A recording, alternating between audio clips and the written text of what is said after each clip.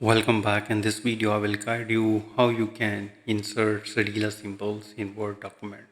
For the lowercase, you need to hold the Alt key, and on the numeric side keypad, you need to press 1, 3, 5 and release the Alt key. And for the uppercase, you need to hold the Alt key and type 1, 2, 8 on the numpad side and release the Alt key.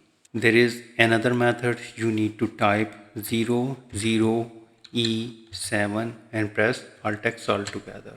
And for the uppercase, you need to press 00 C7 and press Alt X all together.